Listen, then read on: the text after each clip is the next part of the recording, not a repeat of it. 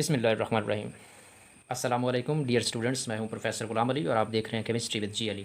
Students, आज हम बात करने जा रहे हैं एक्स रेज डिस्कवरी के बारे में। एक्स रेज को विल्हेम रोएंटजन ने 1895 में डिस्कवर किया था, जब वो एक लैब में काम कर रहा था। एक्सीडेंटली उसने इन रेज को डिस्कवर किया। उसने देखा कि कुछ रेडिएशंस निकलती हैं जो स्क्रीन पे ग्रो करती हैं। उस रेडिएशन को उसने एक्स रेज का नाम दिया।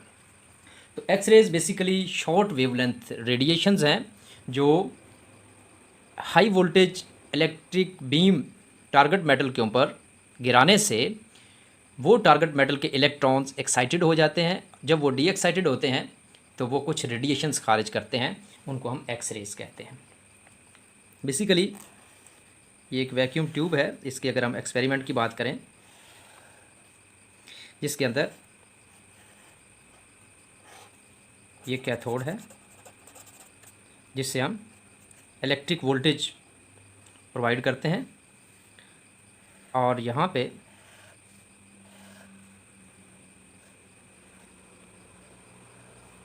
टारगेट मेटल है। इसको हम टारगेट मेटल कहते हैं, कोई भी मेटल एलिमेंट। अब ये जो रेडिएशन है, इलेक्ट्रिक वोल्टेज की बीम है, ये इसके ऊपर टारगेट मेटल के ऊपर टकराती है, स्ट्राइक करती है।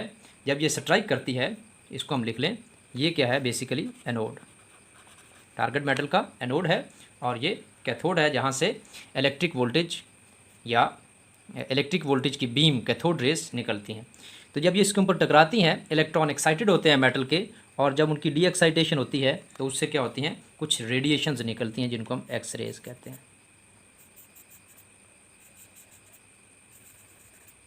इनको हम क्या कहते हैं, एक्स रेज। ठीक है, तो इसकी कुछ सीरीज़ बनती हैं जिनको हम कहते हैं K series, L series, M series, N series, एटेसरा।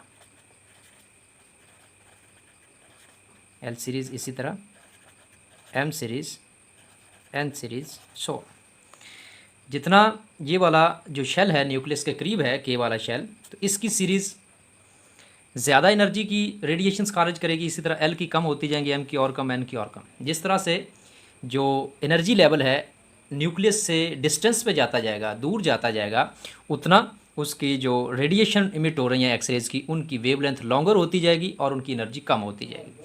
जितना वो करीब होता जाएगा उतनी उसकी रेडिएशन शॉर्ट वेवलेंथ की होती जाएंगी और हाई एनर्जी की होती जाएंगी। जैसे कि हमारे पास ये एक टारगेट मेटल एटम है, सपोज़ ये इसके शेल्स हैं के, एल, एम, एन। ये के है, ये एल, एम, एन।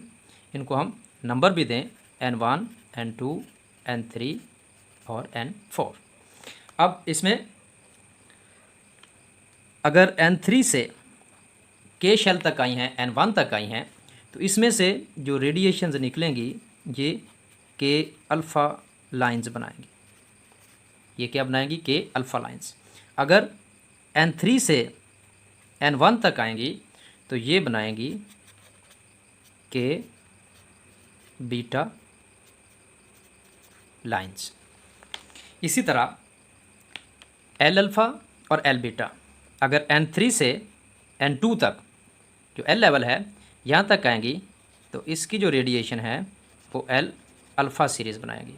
इसी तरह अगर N4 से N2 तक इलेक्ट्रॉन डी एक्साइटेड हुआ है तो इसकी बनेगी एल बीटा सीरीज़।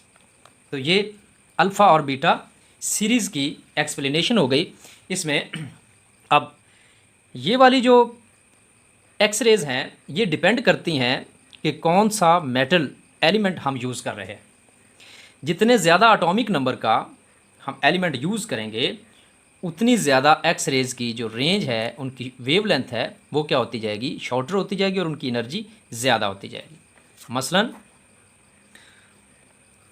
अगर हम जो एटॉमिक नंबर Z है ये जैसे जैसे बढ़ता जाएगा वैसे वैसे एक्स रेज़ की जो एनर्जी है वो बढ़ती जाएगी या फ्रिक्वेंसी बढ़ती जाएगी। Atomic number as the Z atomic number of target metal element increases, the frequency nu of X-rays is also increases. Basically ये मूजले ने इसको एक लॉ बनाया था जिसको हम मूजले लॉ भी कहते हैं। जब वो एटॉमिक स्ट्रक्चर में पे काम कर रहा था 1913 में, तो उसने एक लॉ बनाया था जिसके मुताबिक the frequency of a spectral line in X-ray spectrum varies as the square of the atomic number of an element emitting it. The frequency of spectral line in X-ray spectrum varies यानी कि change होती जाती हैं as the square of the atomic number।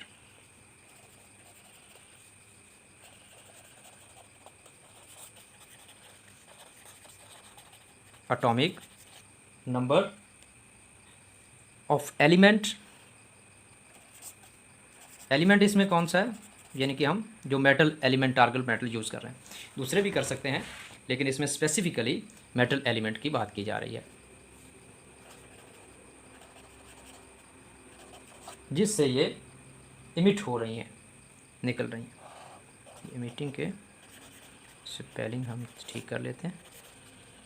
ये basically क्या है, ये मूजले law है। इसकी मैथमेटिकल एक्सप्रेशन भी है,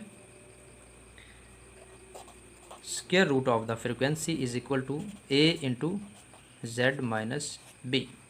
यहाँ पे ए और बी क्या है, कांस्टेंट है। जेड क्या है, एटॉमिक नंबर है जो एलिमेंट हम यूज़ कर रहे हैं।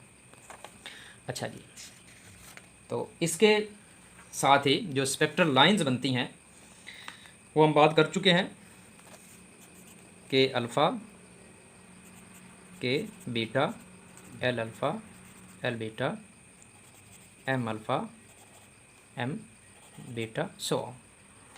तो के अल्फ़ा जो है ये N2 से जब N1 तक इलेक्ट्रॉन आएगा, इसी तरह के बीटा जब N3 से N1 तक इलेक्ट्रॉन आएगा। एल अल्फ़ा कब प्रोड्यूस होगी, जब N3 से N2 तक, N2 लेवल है जहाँ एल शब्द सब शेल आता है। इस तरह एल बीटा कब प्रोड्यूस होगी, जब N4 से N2 तक आएगी। इसी तरह M alpha beta next level पे चली जाएगी। तो इसी तरह मूजले ने 38 एलिमेंट्स का एनालिसिस किया